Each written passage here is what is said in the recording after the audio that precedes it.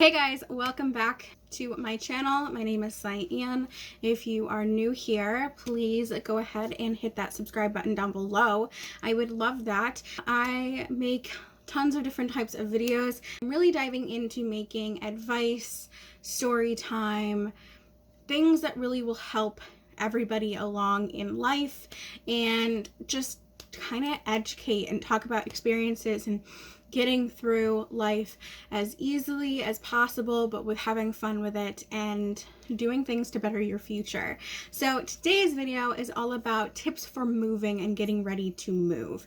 And what I mean by that is things that you wouldn't necessarily think are important when moving or making a big move to a new home. Around a year ago, I started thinking about this concept because I was moving. We've been in this apartment for almost a year, and I was adamant about making it the easiest move ever, making sure that I was super organized and ready financially, mentally, and physically, making it the easiest move possible. It was the first time I was ever going to move from my parents' home to my own apartment, and I wanted that transition to be seamless, or as seamless as I possibly could. I'm also a huge control freak, so that was another thing that kind of was going through my mind was, how can I best make this a plan and stick to it and make everything go well? And I started really early on, and that's where the tips are coming from. I knew about almost 2 years ago, I knew I was going to be moving in 2019, and I knew I wanted it to be a very easy, again, seamless move. So I started in about February of 2019 trying to get myself ready for that move. And I gathered some tips to do that, and I have it here for you in this video today. So if you are getting ready to move, or you know somebody who's moving, or you just want these for future, then please stick around and keep watching, as I'm going to help you make this move as seamless as possible. I think that's the theme. How many times have I said seamless? Let's go ahead. So first thing that you want to do, of course, you have a reason for moving. You are moving out of your parents' home like I did. You are moving into a new apartment, or you're moving into college, or you're moving from college into your very first apartment. All of these things go together. They go in conjunction together. It doesn't matter. You have a purpose for moving, and you know what that is. So you need to give yourself a good timeline. I did not, so learn from me. We had about 2.5 months from the time that we knew we were going to move, that we really wanted to do it, to the time that we moved into this apartment. So it was about late to mid-August, and we moved in October 26th to this apartment.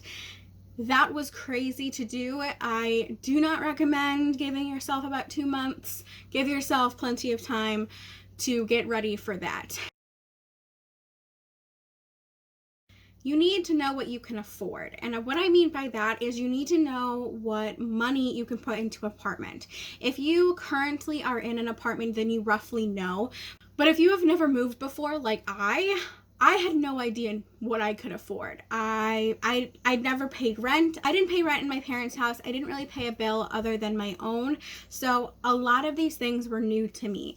And it was scary because I was getting expenses thrown at me all at once. And I really wanted to delve into what I could afford. What can I afford on top of these added costs, such as my phone bill? I needed to have a insurance plan for my car that wasn't attached to my parents. I needed to make sure that transitioning these expenses monthly, I was going to be fine with also adding on a rent. The best thing that I can offer to you is making a budget. I was assisted by my mom because she is in the banking industry and she knows what she's doing and she knows what she's talking about. So she was able to help me sit down and make sure that I had a good, solid budget on my hands, which was really helpful. So the first thing I did was I took my monthly income, again, monthly income, and I subtracted it by my monthly expenses. So I took everything monthly. You want to make sure that you're going to do that. You can do it weekly, you can do it annually, but monthly really helps because most of the time you're doing a monthly rent. I took my monthly income and subtracted that from my monthly bills and expenses, such as my insurances, my phone bill, and car payment, if you will. So monthly income minus bills and expenses, and you get what you have left over after you have paid all your bills in a month. That's not including your rent. You have to subtract out what you think you can afford in rent, but also still have money left over for emergencies and savings. So for me, my savings is attached to my expenses and my monthly bills because I save first. It's a huge tip in trying to afford your life and being ready for the future is saving first, but that's for another time. So making sure that you still have $200, $300 left over in your bank account. You never know what's going to happen. You need to have emergency money. So you don't want to say, oh, I have $1,000 left over after my bills from my monthly income. I can afford $1,000 rent. That's not true. You can afford $800 rent, but you probably can't afford $1,000 rent. You following me? Monthly income, subtract your bills, you get what you have. What can you afford in rent? So I was left with, I don't remember exact numbers, I think it was around $1,200 a month.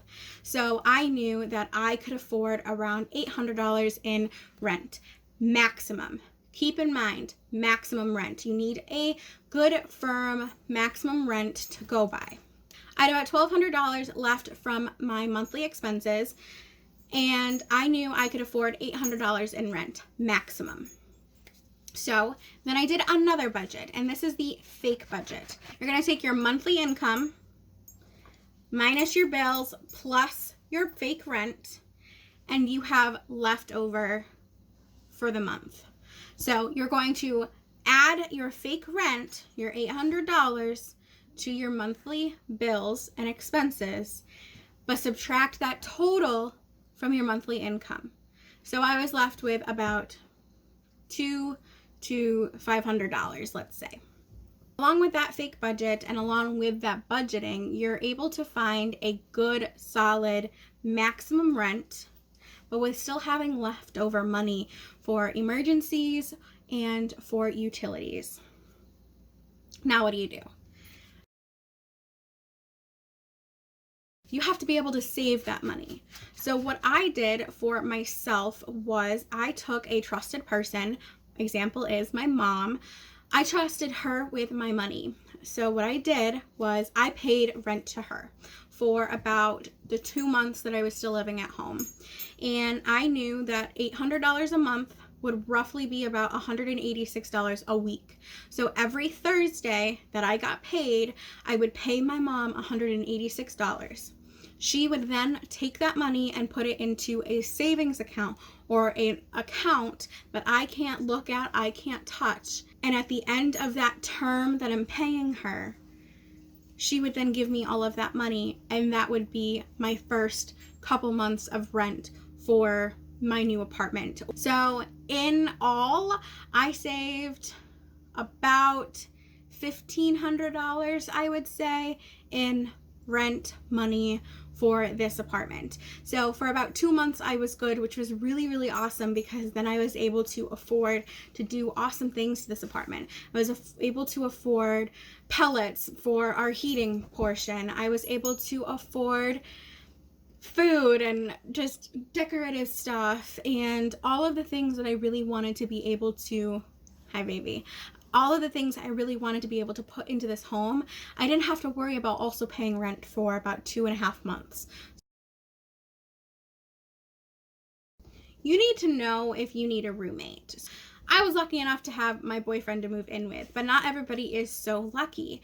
Sometimes you have to make that decision that you need additional income. Along with that roommate goes with a roommate contract. Noah and I actually had one for ourselves. I was adamant about having that because we are walking into a territory of something new in our relationship, and I didn't want anything to hurt that.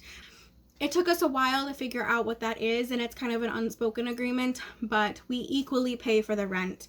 We equally pay for groceries. We equally pay for added expenses. We equally pay for, once we decided to get Savannah, stuff for her. If a roommate is something that you need to look into, completely do it. It doesn't have to be a bad, negative experience. It can actually be something really good for you financially, but also you as a pair, as a team. Is when you're apartment hunting, please look at so many different possibilities. You want to look at location, you want to look at the parking availability, you want to look at your privacy, and you want to look at the landlord that you're going to have. Those are very, very, very important. We had looked at 3 other places before looking at this apartment, and it was an array.